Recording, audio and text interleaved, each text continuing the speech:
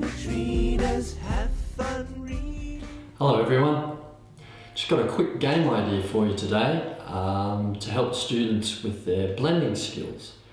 Now for those of you who are not familiar with what the term blending means, blending is basically once we teach our kids their phonics such as apple, book, cocoa cat, that sort of thing. Blending is the next step that we go to, where we help our kids put those sounds together or blend those sounds together so that they can actually read. And the game that I want to tell you about today is called Dice Roll Blending. Now this is not an original game, there's plenty of people out there using it. However, it's a really good game and works well with the kids, they enjoy it, and that's why I thought I'd like to share it with you.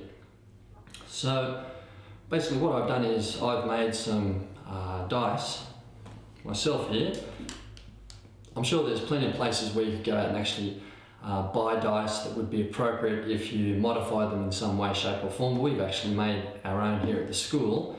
And what I've done for this particular combination of dice is on one dice I've put some consonant clusters, which is like pull, sul, der, tur, sir, gur, that kind of thing. On another dice I've put all the vowels, and on the third dice I've put some more consonants, just basically single sounds, so g, k, p, t, that kind of thing. And like I said, it's a very, very simple game, and the way it works is you can go around and take turns with your students. The student rolls the first die to come up with tur, and the next die to come up with e, and the last one, and this one's come up with So then we put them together and blend them and we get trem.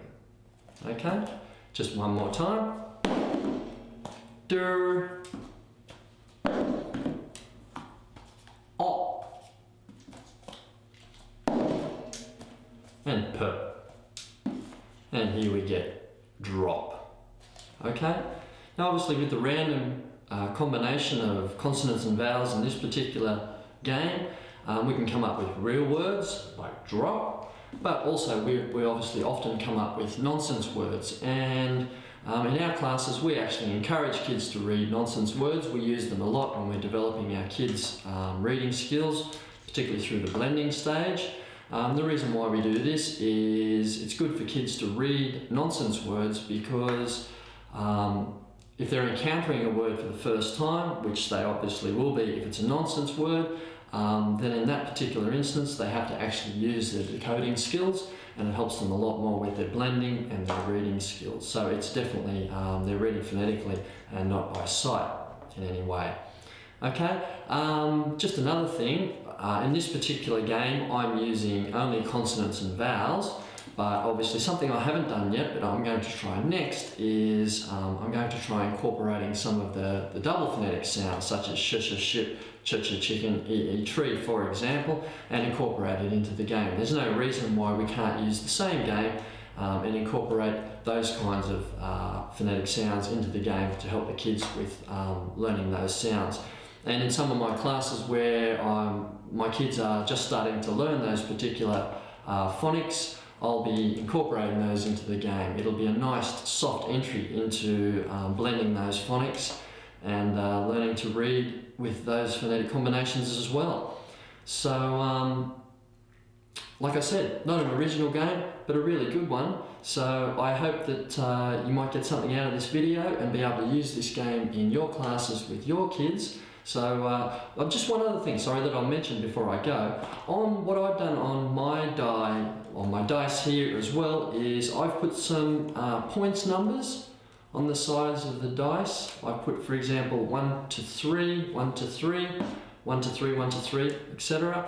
And I've done this for some of the more competitive classes that I have where the kids actually like to compete, and when they roll the dice, they can add up the total of the numbers and they get a score for every word that they do, and that just introduces a little bit of a competitive element into the game.